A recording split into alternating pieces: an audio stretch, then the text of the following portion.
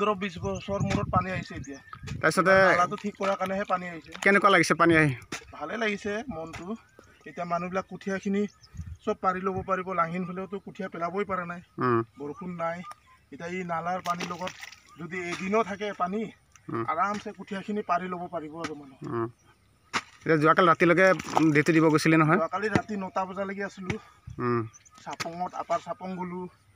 Upper চাপঙৰ পৰা আহি লোৱাৰ চাপং কাৰপক দীঘলীপাৰ সব যিমান জুইন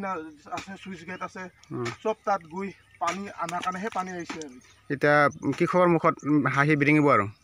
এতিয়া চবে যিমান হ'লেও ভাল পাব কাৰণ এনেতো হোৱা নাই সব দান দক্ষিণাৰে হৈছে যিমান হ'লেও মানুহৰ পৰা টকা পইচা উঠাই মেলিহে হৈছে আচ্ছা গোপেশ দা কওকচোন অলপমান মানে কেনেকুৱা লাগিছে আগতে কেনেকুৱা লাগিছিল এতিয়া কেনেকুৱা লাগিছে আগততো এনেকুৱা মানে সুবিধাই নাছিল এতিয়া বৰ্তমান যিটো পানী আহিছে ৰাইজৰ সুবিধা হৈছে ৰাইজে মনৰ শান্তিও লাগিব কাৰণ আমাৰ ইয়াতো আজি ইমান বছৰৰ পৰা পানীৰ সুবিধা নাই আৰু এনেকুৱা ড্ৰেইনৰ সুবিধা নাই ৰাইজে এইবাৰ মিলি ড্ৰেইনটো বনাইছে পইচা খৰচ কৰিছে গতিকে চবৰো ভাল লাগিব এতিয়া চবে কঠীয়া পেলাব পাৰিব আৰু কঠীয়া পেলাব পাৰিব ৰাইজৰে সুবিধা হৈছে ঠিক আছে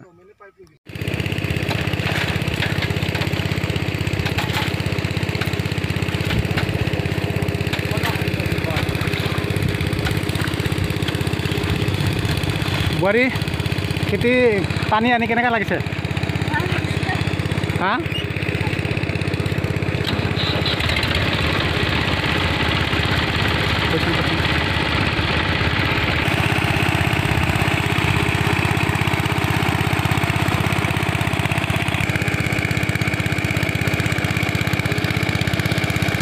নমস্কাৰ মই শ্ৰী ধৰ্মেন্দ্ৰ খাকলাৰী হাওৰাঘাট সমষ্টিৰ অন্তৰ্গত গৰিখাপুখুৰী গাঁৱত বিগত বহু বছৰ ধৰি মানে খেতিৰ ক্ষেত্ৰত মানে খেতিপথাৰ চন হৈ ৰয় মানে কৃষকসকলে মানে বৰষুণৰ পানীৰ ওপৰতে নিৰ্ভৰ কৰে কিন্তু আমি বহুত কেইদিন মানে লাগি মানে দৌৰি যেনে তেনে আমি ৰাইজৰ দান বৰঙণিৰে আমি গৰিখাপুখুৰী গাঁৱৰ যিটো খেতিপথাৰ তাত নলা খুন্দি জেচিপিৰে নলা খুন্দি আমি যেনে তেনে মানে প্ৰায় 1.5-2 কিলোমিটাৰ আমি নলা খুন্দি আৰু পাহাৰত চাপং পাহাৰত চেণ্টাৰৰ চাপং পাহাৰত আমি গৈ তাত দিনে নিশাই দৌৰি কৰি মানে ধৰ কেইবাদিনো গৈ আমি পাহাৰৰ 4খনকৈ গেট তাৰ পৰা পানী খুলি আজি আমি হাওৰাঘাট অঞ্চলৰ গৰিখাপুখুৰী গাঁৱৰ আৰু দক্ষিণ দীঘলীপাৰ গাঁৱৰ ৰাইজৰ মানে এইখিনি অঞ্চলটোৰ ৰাইজৰ মানে কৃষকৰ মানে হাঁহি বিৰিঙাবলৈ সক্ষম হৈছোঁ বুলি ভাবিছোঁ কাৰণ বৰ্তমান আমি আমাৰ গৰিখাপুখুৰী মানে খেতিপথাৰত পানী আনিবলৈ সক্ষম হৈছোঁ কিয়নো বৰ্তমান কৃষকসকল কোৰ লৈ আহিছে মানে কঠীয়া পেলাব আহিছে দ্বিতীয়তে ট্ৰেক্টৰ লৈ আহিছে কঠীয়া পেলাব এতিয়া মানে দেখিছে আপোনালোকে নালাৰ পানীৰ পৰা মানে পানী সিঁচি আছে মটৰ লগত ট্ৰেক্টৰ লগাইছে গতিকে ইয়াততো যদি আমি নালা খুন্দি যদি আমি চাপং পাহাৰৰ পৰা যদি 4খনকৈ গেট খুলি যদি আমি পানী নানিলোহেঁতেন তেতিয়াহ'লে আজি এই নালাৰ পানী আজি আনিবলৈ সক্ষম নহ'লহেঁতেন আৰু আজি নালাৰ পানী আনিব পৰা কাৰণে আজি ৰাইজে কঠীয়া পেলাবলৈ পাৰিছে বা কঠীয়া পেলাব গতিকে আমি ইয়াৰ যোগেদি আৰু লগতে ক'ব বিচাৰোঁ যে আমি ৰাইজৰ দান বৰঙণিৰ যোগেদিহে আজি আমি নালাটো খুন্দিছোঁ ৰাইজৰ সহায় সহযোগত আৰু ৰাইজৰ সহায় সহযোগতহে আমি চাপং পাহাৰত গৈ 4খনকৈ গেট তাত খুলি দীঘলীপাৰ নদী যিটো নদী বান্ধৰ পৰা আমি পানী আনাৰ কাৰণে আজি নালাৰ পানী আনিবলৈ সক্ষম হৈছোঁ গতিকে চৰকাৰে যদি এই ক্ষেত্ৰত মানে পকাৰ কেনেলৰ ব্যৱস্থা কৰি তেতিয়া নিশ্চয় আৰু উপকৃত হ'ব গতিকে মই চৰকাৰক অনুৰোধ জনাইছোঁ যাতে চৰকাৰে অলপ নজৰ দিয়ে ধন্যবাদ নিউজ চেনেলৰ পৰা অহা সংবাদ কৰ্মীলৈ মই ধন্যবাদ জ্ঞাপন কৰিছোঁ অৱশ্যে যিটো বিষয় লৈ তেওঁ আজি মোৰ তাত আহিছে এই বিষয়টো আটাইতকৈ স্পৰ্শকাতৰ বিষয় অৱশ্যে কাৰণ আমাৰ হাওৰাঘাট সমষ্টিৰ এই বৃহৎ এলেকাটো অৰ্থাৎ বেলগুৰি কাংকিংটি গাঁও গৰখীয়াপুখুৰী দক্ষিণ দীঘলীপাৰ চামগুৰি উত্তৰ ছাইডকে আদি কৰি এই বৃহৎ অঞ্চলটো কৃষিপ্ৰধান অঞ্চল আৰু এই কৃষিপ্ৰধান অঞ্চলটো শতকৰা 90%ৰো বেছি লোকেই কৃষি কৰ্মৰ ওপৰত নিৰ্ভৰ কৰে আৰু তেওঁলোক প্ৰায় কৃষিজীৱী কৃষিৰ ওপৰত নিৰ্ভৰ কৰি তেওঁলোকে নিজৰ পৰিয়াল ভৰণ পোষণ দিয়ে কিন্তু অতি দুখৰ কথা যে আজি একেৰাহে কেইবা বছৰো ধৰি এই অঞ্চলটোত অনাবৃষ্টিৰ কাৰণে বা কোনো ধৰণৰ জলসিঞ্চনৰ ব্যৱস্থা নোহোৱাৰ কাৰণে ইয়াত কৃষকে মূৰৰ ঘাম মাটিত পেলাইও বছৰৰ ভাত মুঠি মুকলি কৰিব পৰা নাই। এই যোৱা বছৰটো গোটেই পথাৰ চন পৰি ৰ'ল, গোটেই পথাৰ শুকাই গ'ল, কোনো মানুহে বছৰৰ কাৰণে এমুঠি ধানো নেপালে। আনকি কাতি বিহুৰ দিনাও তেওঁলোকে পথাৰত চাকি বন্তি জ্বলাবলৈ তেওঁলোকৰ উপায় নোহোৱা হ'ল। গতিকে এনেকুৱা এটা বৃহৎ অঞ্চলত, কৃষিপ্ৰধান অঞ্চলত যদি এনেকুৱাই ব্যৱস্থা হৈ থাকে তেতিয়াহ'লে ই ভৱিষ্যতে বৰ এটা ডাঙৰ ভয়ংকৰ ৰূপ ল'ব। গতিকে সেয়েহে আমি কৃষকসকলে আমাৰ ইয়াত যিসকলে খেতি বাতিৰ ওপৰত নিৰ্ভৰ কৰি থাকোঁ, এই সকলোৱে আমি চিন্তা চৰ্চা কৰি আমাৰ ইয়াতে এখন নদী আছে, সেইখন দীঘলী নদী, সেইখন পাহাৰৰ পৰা বৈ আহিছে আৰু এই আমাৰ দক্ষিণ দীঘলীপাৰ আৰু গৰখীয়া পুখুৰী,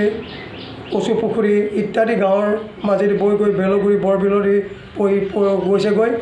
গতিকে এই নদীখনৰ পৰাই বান্ধ এটা আনি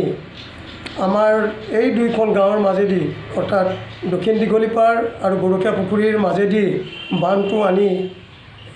অলপ নদীৰ পৰা পানীখিনি আনিলে যথেষ্ট কৃষি কৰ্ম কৰিবলৈ সুবিধা হ'ব বুলি ভাবিছে, ৰাইজে অনুভৱ কৰিছে। ৰাইজে যথেষ্ট কষ্ট কৰি নিজৰ গাঁঠিৰ ধন ভাঙিও চান্দা বৰঙণি তুলিও এতিয়া প্ৰায় নদীৰ পৰা যিখিনি আমাৰ আছে সেই তাৰ পৰা বান্ধ দি প্ৰায় 80% কাম আমাৰ ৰাইজে নিজেই পইচা খৰচ কৰি পেলাই বান্ধৰ ব্যৱস্থা কৰি নলা খান্দি কৰি আনিছে। কিন্তু এই হ'লেও বৰ্তমান কৃষি উপযোগী হৈ পেলাই বান্ধটো হোৱা নাই। সেয়েহে আমি সমূহ ৰাইজে আজি চৰকাৰৰ ওচৰত প্ৰাৰ্থনা জনাইছোঁ যাতে এই কৃষিপ্ৰধান অঞ্চলটোত এই নদীৰ যিটো বান্ধ আছে, সৰু বান্ধ, এই বান্ধটোৰ মাজেদি যিটো নলা আছে সেই নলাটো যদি কিছু আৰ্থিক অনুদান বা কিছু আঁচনিৰ অন্তৰ্গত কৰি সুমুৱাই লৈ যদি বান্ধটো দিব পাৰে তেতিয়াহ'লে নিশ্চয় এই অঞ্চলটো বহুত উপকাৰ হ'ব আৰু কৃষি কৰ্ম কৰিবলৈ কৃষকসকল আগবাঢ়ি যাব পাৰিব। গতিকে সেইকাৰণে মই বিনীতভাৱে নিবেদন কৰিছোঁ, অনুৰোধ কৰিছোঁ এই বিষয়টো যাতে বিভাগীয় কৰ্তৃপক্ষৰ জৰিয়তে আমাৰ মাননীয় কাৰ্বি আংলং অট'নমাছ কাউন্সিলৰ মুখ্য কাৰ্যবাহী সদস্য মাননীয় তুলিৰাম ৰংহাং দেৱলৈ এটি অনুৰোধ ৰাইজৰ হৈ যাতে তেখেতে এই বিষয়টোত গুৰুত্ব দিয়ে আৰু এই বিষয়টোৰ প্ৰতি অকণমান গুৰুত্ব দি বিভাগীয় কৰ্তৃপক্ষলৈ জৰুৰী নিৰ্দেশনা ইত্যাদি পঠাই বৰ্তমান কৃষিৰ সময় উপযোগী সময়, এই সময়টোত যাতে খেতি কৰিবলৈ ৰাইজক সুবিধা এটা দিয়ে, এইখিনি আমাৰ ৰাইজৰ ফালৰ পৰা বিনম্ৰ অনুৰোধ। আৰু লগতে আমি এই বিষয়টো অসম চৰকাৰৰ মাননীয় মুখ্যমন্ত্ৰী ডক্টৰ হিমন্ত বিশ্ব শৰ্মা মহোদয়লৈও আমি দৃষ্টিগোচৰ কৰিলোঁ যাতে তেখেতেও ইয়াৰ প্ৰতি এটা বিহিত ব্যৱস্থা লৈ আমাৰ এই পিছপৰা অঞ্চলটোৰ দুখীয়া কৃষকসকলক যাতে উপকৃত কৰে। ইতিমধ্যে চৰকাৰেতো বহুত আঁচনিয়ে লৈছে, কৃষকৰ উপকাৰৰ কাৰণে বহুতো ধন টকা পইচা ইতিমধ্যে দিছেই। গতিকে এই ধন টকা পইচাবিলাক খৰচ কৰিবলৈ তাৰ যিখিনি পানীৰ যোগানৰ আঁচনি ল'ব লাগে সেইখিনি লৈ দিলে নিশ্চয় বৰ উপকৃত হ'ব। গতিকে আমি সমূহ ৰাইজে চৰকাৰৰ ওচৰত তথা আমাৰ অট'নমাছ কাউন্সিলৰ মাননীয় মুখ্য কাৰ্যবাহী সদস্যৰ ওচৰত আৰু আমাৰ দৰসিং ৰংহাংদেৱ আছে স্থানীয় বিধায়ক, তেখেতেও যাতে আৰু লগতে আমাৰ MSC তেখেত আছে, তেখেতেও অট'নমাছ কাউন্সিলৰ তেখেত উপাধ্যক্ষ, গতিকে তেখেতসকলেও যাতে নিজে আহি পেলাই স্বজমিনত তদন্ত কৰি জেগাটো চাই এতিয়া এটা বিহিত ব্যৱস্থা ল'ব বুলি আমি আশা কৰিছোঁ। আৰু তেতিয়াহ'লে অনাগত দিনত নিশ্চয় এই জেগাখিনি